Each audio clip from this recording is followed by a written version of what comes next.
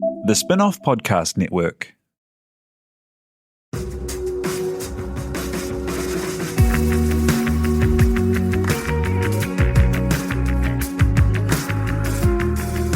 You're listening to Business is Boring, a podcast that reckons it's anything but.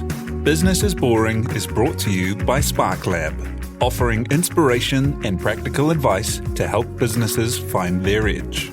To hear more about SparkLab, including details about the latest events, workshops, and business tools, visit sparklab.co.nz. And now, here's your host, Simon Pound.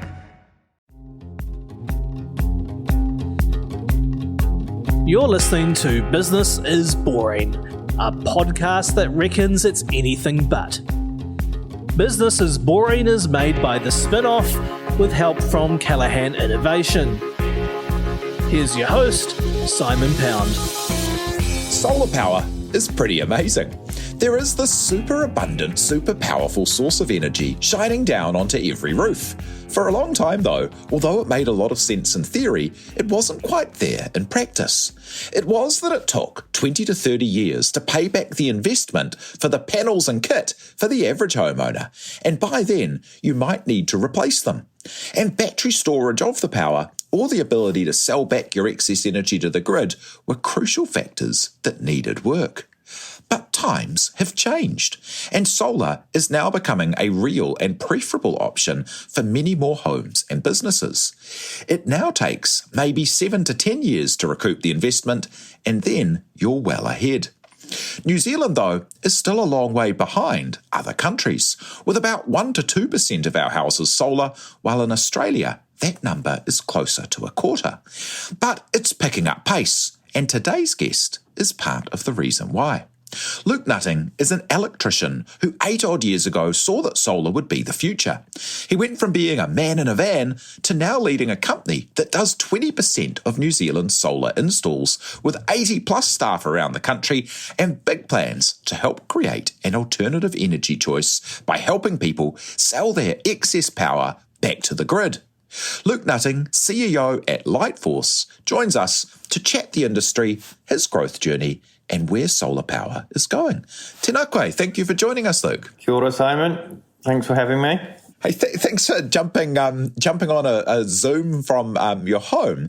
And that's very much kind of how you started out the business, eh? I read in an article that you started on a salvage door on trestle tables in the lounge of your flat. Tell me about how you began Lightforce and what led you to go, hey, this is going to be a thing. Electricians are really, it runs through the family. So dad was an electrician, brother was an electrician. So naturally I sort of fell into being an electrician. And I left the UK at 19 and went off travelling and ended up in Australia. And solar was just starting to take off there. It was sort of 2008 and they'd just released the government grants. And I left Australia 2010 and moved to New Zealand. And one thing that was very clear arriving here is that there was just no solar. No one really knew anything about it. And I just saw there was a huge gap in the market to try and drive it forward. So, yeah, that's what I did. I changed all my qualifications over from the UK and set out on my journey to become a qualified electrician in New Zealand. And that took me probably 2 to 3 years. And then it was sort of about 8 years ago, we created Lightforce in my little shared flat in Grey Lane. My repurposed door, set my desk up, and away we went. How did you get started with the company? Because, as you said, solar installations 8 years ago weren't that kind of common compared to other places. Like, why weren't they common? And how much more, set the scene for us for kind of how much more expensive or difficult it was just kind of 8 to 10 years ago? Back then it really was, it was double the price what it is now. So you're talking 20 panels back then was sort of $20,000 to $25,000. That same system now will be around that $10,000 mark. So it was a lot harder to sell back then. There was no real payback as such. What you had was the early adopters that would just buy anything, and those were the people buying at the time, the people that loved new tech and the early adopters. At the time, we did have to do normal electrical work as well because the market just wasn't there to just do solar. So we did bits of everything. We did electrical work and solar, and just started to grow as the market started to grow. As the solar market started to grow, we grew the business in line with that. And what changed? Like, what was the kind of turning point where it went from being pretty much something you did if you were a believer in clean energy and liked being independent, or maybe you were on a farm that was really hard to connect up to the grid or something, like it was a real fringe case kind of thing where it made a lot of sense. But yeah, what changed to make it something that that if you can afford to kind of finance it, makes it make sense? I think the real big change was probably 4 years ago when we saw a massive drop in the panels, probably over a 50% decrease in panel pricing. And that's when batteries started to enter the market. Prior to that, we'd never installed batteries 8 years ago. Even 6 years ago, we didn't install batteries. There was talk of them coming, but no one was installing batteries. The economics just weren't there. So it's probably about 4 years ago, the batteries started to enter the market, the panel price dropped, and then all of a sudden you were seeing, 10% ROIs, 15% ROIs, and the economics were then starting to make sense. And I suppose that was the kicker for it to start to move, but then also obviously sustainability started to become front of mind. And people started to also make choices based around that over the economics. Yeah, and things like that battery technology, people, it's very available to us to think about Tesla and the way that they have tried to integrate solar and their battery technology to store that power, and then their electric cars and stuff, which is kind of cool, but it's actually not not necessarily the innovations being driven out of Tesla that's made this step change. Hey, it's more the extraordinary investment and scale of solar and battery technology coming out of China and Chinese companies. Yeah, so China are definitely leading the charge. China's got more solar than any other country in the world, and it's changing rapidly. You really do have to stay at the forefront of watching what's going on. Otherwise, if you're not watching what's going on, you can get left behind. So we're constantly looking at what's the next product, where is it heading. We actually just partnered with Energizer Home Power. So the AA batteries that you see in the remotes, Energizer, they've entered the solar space, and they have been making batteries longer than anyone else. So 1896 is when they started making batteries. And we've just taken a sole distribution of the Energizer Home Power battery, which is pretty exciting to be able to partner with a global brand like that. Yeah, and so that the battery thing has kind of unlocked an ability for people to then, even if they're living connected up and within the kind of power grid, they're able to choose to store power they get off their own roof and then use that and become kind of energy independent right inside.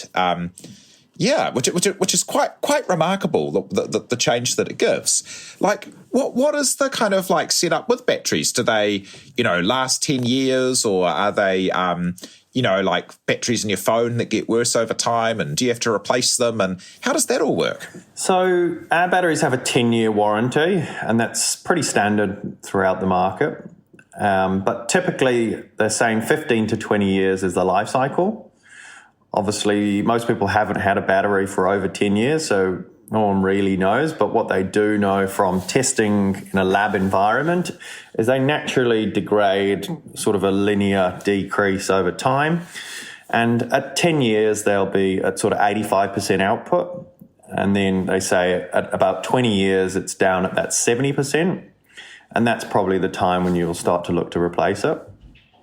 So they last the standard of time, which is good.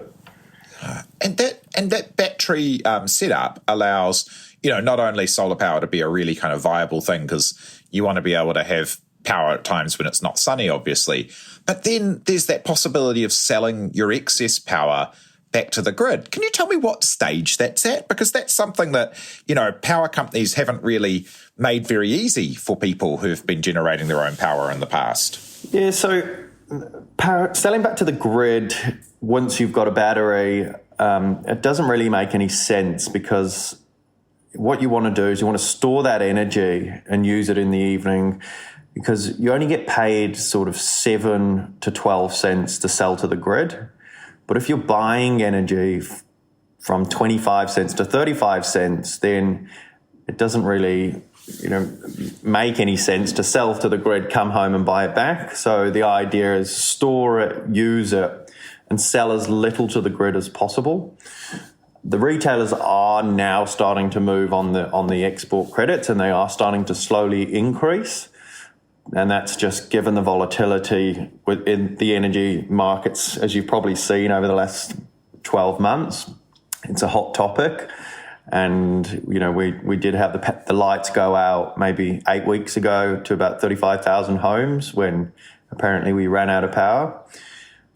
So people can buy, if the big retailers can buy energy from the homeowner for 7 to 11 cents and they are not investing in a generating asset, then it's a no-brainer for them to buy that energy back. But again, for the economics for the homeowner, you want to be using that energy in the day or storing it and selling as little to the grid as possible, just to really increase that ROI as much as possible. And what's the general cost of setting up, on a new build, say, if you're putting in solar panels to be pretty and a battery set to be pretty energy independent? So with a battery, average would be $20,000 to $25,000. The battery is sort of 50% of the cost. So without a battery, 10 to 15. That's typical. There are a few variables there. Obviously, where you are in the country and sort of house and roof can all adjust the cost, but that'd be a good average, 20 to 25,000. And it pays back in 7 to 10 years or something is kind of the... Yep, roughly 7 to 10 is what we're seeing on average. And then you've got another about 10 years of life after you've paid it back. On average, the panels have actually got a 25-year warranty, and they'll be outputting sort of about 85% again at the 25-year mark. Because the economics of that, compared to building a new dam or a new, set of, all the infrastructure required to, take power and store it in neighbourhoods and the like. I mean, far out. The economics of it seem to make a lot of sense. And in other countries, we have seen, some places where there are mandates for new builds to have solar. Hey, but at what stage are we, do you think, in New Zealand along that journey? We're still very much in its infancy in New Zealand, 1.6% penetration. And generally, when we hit tipping point, things need to get to about 2%. And that's when we start to notice it. We see it, it's everywhere, and then it will hit tipping point. And we really haven't seen tipping point like Australia, like the UK, like Germany, because we've never had incentives, we've never had government grants. So we've naturally had to wait for the economics to basically align organically without rebates or government incentives. But we think it's coming. We think next year we're probably going to hit that 2% penetration in New Zealand, which would be sort of around that 40 to 45,000 homes. And that's when it really starts to take off. And it's just economics. It's levelized cost of energy, which is the output of energy versus the upfront capital spend. And right now we're seeing over the life of the system, 10 to 15 cents would roughly be the levelized cost. And if you're buying energy at 25 cents, then it's a no-brainer to put a solar system on for 10 to 15. And at large scale, we're seeing sub 5 cents levelized costs now. So it really is starting to be one of the most competitive forms of energy there is. Awesome. We'll be back in just a minute to hear more from Luke Nutting about how he built Lightforce from a company in his living room to having more than 80 staff around the country. Kia ora koutou katoa. Te Aihe Butler here, podcast manager at the Spinoff. As we find ourselves navigating a new outbreak and lockdown, everyone here at the Spinoff remains committed to bringing you quality independent journalism, which, of course, includes our coverage of COVID-19. It's not an exaggeration to say we couldn't do this work without the generous support of our members. So, if you'd like to help us keep Aotearoa informed, please visit thespinoff.co.nz/members for more details and to donate today. Yeah, awesome. And so that idea of the government jumping in and making subsidies to help pick up adoption and the cost coming down means that, we're very likely to see a huge increase. Is this something like other bits of technology where every, X number of years the costs halve? Or will we reach a kind of a basement level in how cheap these materials can become? We're definitely seeing the panels starting to plateau now. If anything, we've actually seen a slight increase on the panels with the raw materials, a lot of that driven by COVID and shipping issues, but there's still a lot of movement in the batteries. I think we'll keep seeing 15% year-on-year decreases for at least the next 5 years with energy storage. And I think then it will have plateaued. There won't be any major drops below that. One thing in New Zealand is labour is expensive and hard to find, and that's going to be a constant problem for New Zealand over the next 10 years. And how have you grown the company? So tell me about, taking those steps from, I saw in an article that you described yourself as a man in a van, which I love, and then going from, setting out on your own and kind of, what did you do? Tell the world that you were interested in solar, and then people started to see you, and then kind of how did you build from there? So we originally, as I said, we were doing all sorts of electrical jobs and waiting for the market to sort of flourish. And about 4 years ago, it started to take off. I actually went and did a course with the Ice House to give me the skills and tools I needed to take it to the next level. I was just a spark in a van driving around with half a dozen guys, but we didn't really have a focus or a business plan or a roadmap.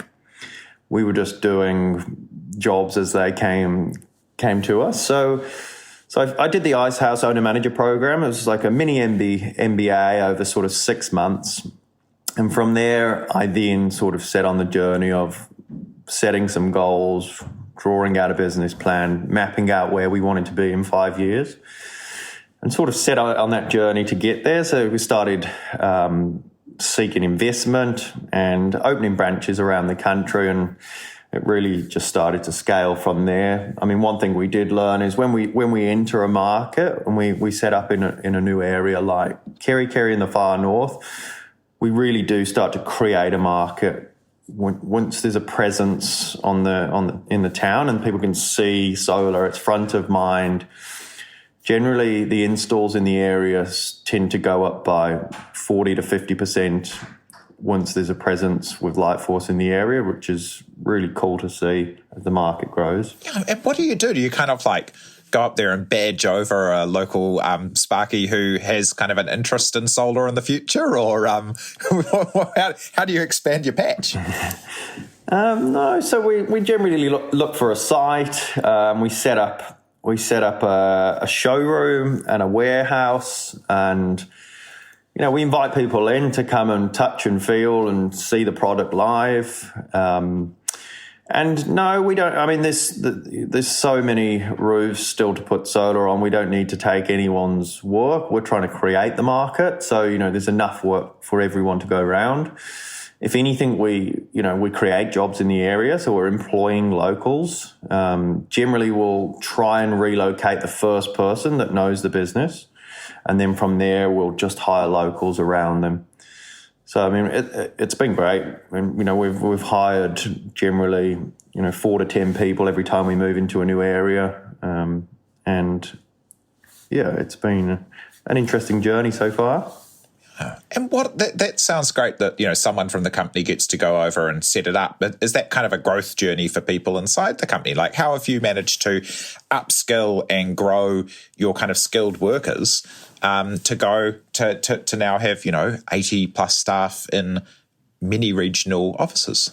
Well, it's a big thing for us internally. We actually do a night school every other week where we train everyone in the business on all different aspects. So we're teaching Spark is about finance, and we're teaching finance about electrics, and so everyone in the business understands every nut and bolt and part that goes together to create the business. And then we give them the opportunity to upskill. So they almost become mini GMs of the area. So, we've got these electricians that want to run their own business, and by working for Lightforce and running a branch, they get a taste of what it's like. And once a month, they actually give us a little board report, and they tell us, how the branch is going, what was the profit, what was the loss, how many jobs have we done, how can we improve, how's the morale. It's like running their own little business, but without all the headaches and stress of running your own business. So it's been great for, our staff to upskill and to, take their career to sort of the next level, which has been pretty awesome to watch. And you also do a bunch, like that night school thing's really interesting in helping people grow. And then I saw that you did something where you do a charity installation on a weekend every kind of, whatever time period. And then the team from work come and help, and they donate their time and you donate the materials, and you set up some kind of worthy organisation with solar. How did that kick off, and how does that work? So we're massively community focused at Lightforce. So one thing we do when we move to a new area, we engage the community for a charity giveaway. So we put it out to the community who put forward all these charities and non-for-profits that they think are deserving of a solar system to reduce their running costs of the business, so they can actually invest that money doing what they do best. So, for example, the last one we just did a few weeks back was the Whangarei Bird Rescue Centre. So we ran it on a radio station where we got all of the locals to put forward their charities. We did a live draw, and we gave away, it was about a $40,000 solar system. And all of the staff donate their time, and they go on a Saturday and install it. And, to be able to do that and see the impact it has on these charities and non-for-profit is pretty amazing. So we generally do that when we go into a new area, and then we also do a quarterly giveaway, and that's just random all over the country. So whichever, I think we're just doing Christchurch at the moment. We did Auckland at the start of the year, so it's pretty cool. It's quite remarkable. Like, I saw that you were doing now 20% of the solar installations in the country, and the fact that it's picked up to such a rate, and this is before electric vehicles even become the absolute standard. We're in a country that's still buying a lot more double cab utes than we are electric vehicles. It's going to take off, isn't it? It's going to be absolutely massive. What have you put in place, or what advice would you have around, building a business ready to scale and going through a period of, massive growth like you've been in? I think advice would be to take advice. So, don't think that you know it all and you've got the secret sauce to go off and do it. You don't even have to listen to everyone's advice, but, listen to it. You don't have to take it and run with it. But I think, don't be scared to ask for help. Surround yourself with super knowledgeable people that you can, take that knowledge and getting the right people on the bus. So, you can't do everything on your own. You're only as good as the team around you. So it's pretty important to make sure you hire the right people, take your time hiring, and make sure that they've got the skills to get you where you want to go. And what's your vision for the future of the company? Where do you see it going, and where do you see solar going in New Zealand? We see solar, there's huge growth coming in solar. As we touched on earlier, it's only 1.6%. So it's been very linear for the last 10 years. We think next year when it hits 2% is tipping point. And if you listen to any of the TransPower sort of predictions or the government predictions, TransPower is saying 70% of homes and 40% of businesses by 2050, and most of that growth is going to come by 2035. So it's about a 30 to 40% increase on the systems that are going in now. So it's going to be huge growth coming over the next few years. And what will success be, as a final thought? What will success be for you, and what will success be for Lightforce? I think success for Lightforce will be leading the solar revolution as we sort of move to a all-electric economy and move from a centralized generation to a decentralized network. I see us leading the charge there. And for me, success is, watching 80 plus, which I think will be 200 plus, 300 plus, and watching them, grow their careers and their lives. When I talked about that mini GM, it's pretty awesome to watch these people upskill and grow into who they're going to be. And we've just rolled out an ESOP plan across the business. So we are going to give everyone in the business shares into Lightforce, which is pretty cool. So, if we all do well, if Lightforce does well, then we all do well together, which is pretty cool. Oh, I love it. Yeah. And it must be so cool to be part of something that's, a forward progress in the world. Yeah. No, it's a pretty exciting time. So we're all pretty excited at Lightforce of what the next sort of 5 to 10 years holds. Yeah, love it. Hey, well, thank you for sharing the story of the growth so far. And, can't wait to see where you take it next. That's Luke Nutting, who's the CEO at Lightforce. Kia ora. Awesome. Thank you, Simon. Thank you so much to Te Aihe Butler for producing, and thank you for having us along and listening. Cheers. You've been listening to Business is Boring, presented by Simon Pound. Brought to you by the Spinoff and Callaghan Innovation.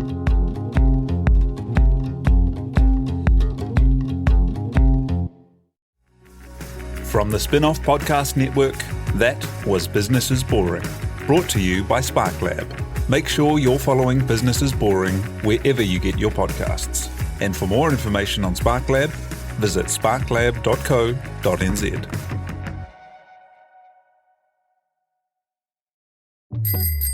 Ready to rediscover the joys of cycling? With over 300 kilometres of cycle paths across Tāmaki Makaurau, jumping on your bike and going for a ride is such a fun way to discover the city from a different perspective. Cycling is getting more and more popular across Auckland, so now's a great time to join the hype and give cycling a go. Head to at.govt/cycling to find your nearest cycleway today. The Spinoff Podcast Network.